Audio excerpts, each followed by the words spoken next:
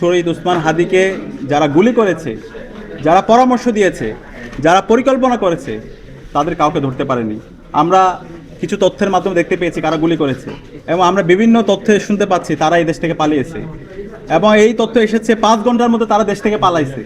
আমরা শুরুতেই শহীদ ওসমান হাদির জন্য আল্লাহর কাছে দোয়া করছি, আল্লাহ তাআলা শহীদ ওসমান হাদিকে জান্নাতুল ফেরদৌসের সর্বোচ্চ মাকাম দান করুক, আল্লাহুম্মা আমিন। শহীদ ওসমান হাদি তার অসংখ্য বক্তৃতায় বলেছিল, জান দিব কিন্তু জুলাই দিব না।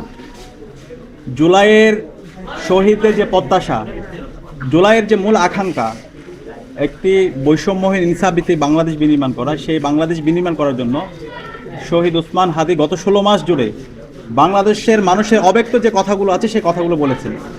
তার প্রত্যেকটা বক্তৃতায় আপনি দেখবেন তিনি বলেছেন ইনসাফ কায়েম করতে হবে, কোনো ধরনের জুলুম করা যাবে না, আপনার যদি শত্রু হয় শত্রুর প্রতি ইনসাফ করতে হবে।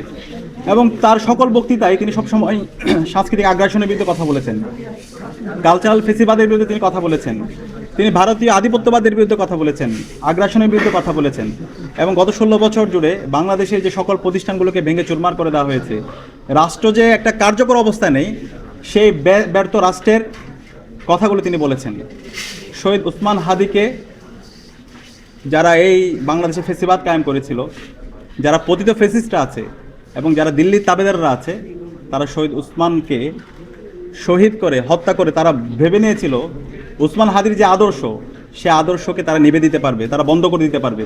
কিন্তু আজকে ওসমান হাদির জানাজা এবং ওসমান হাদির শাহাদাত পরবর্তী আজকে আমরা সারা বাংলাদেশে 56,000 বর্গমাইল জুড়ে দেখতে পেয়েছি শহীদ ওসমান হাদির যে আদর্শ সেটি ছড়িয়ে পড়েছে।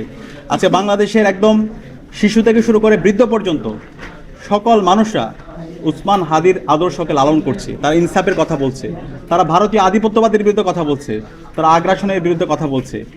শহীদ ওসমান হাদির শাহাদাত আজকে প্রায় 8 দিন হতে চললো, এবং শহীদ ওসমান হাদি গুলিবিদ্ধ হওয়ার আজকে প্রায় 16 দিন হতে চললো।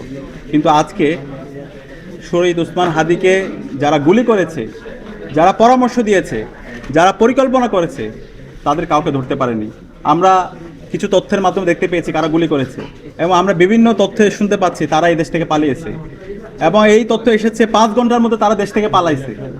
তাহলে এই হত্যাকারীরা যদি 5 ঘন্টার মধ্যে দেশ থেকে পালাতে পারে, তাহলে দেশের স্বাধীনতা সার্বভৌমত্ব, আমরা মনে করি অখণ্ডতা, আর দেশের স্বাধীনতা বলতে আর কিছু নেই।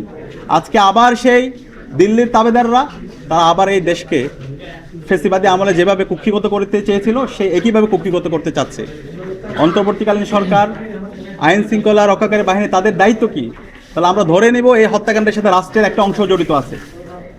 আমরা ছাত্র জনতার পক্ষ থেকে অনুরোধ করছি, এই হত্যাকারীর সাথে, ওসমান হাদির হত্যাকাণ্ডের সাথে যারাই জড়িত আছে, ইন্টারিমের মধ্যে ঘাপটি মেরে যারা আছে, আইন শৃঙ্খলা বাহিনীর মধ্যে যারা ঘাপটি মেরে বসে আছে, ইন্টেলিজেন্সের মধ্যে যারা ঘাপটি মেরে বসে আছে, এবং পতিত ফ্যাসিস্টের মধ্যে যারা আছে, তাদের প্রত্যেককে বের করে তাদেরকে স্বাধীন বাংলাদেশের বিচারের আওতায় নিয়ে আসতে হবে।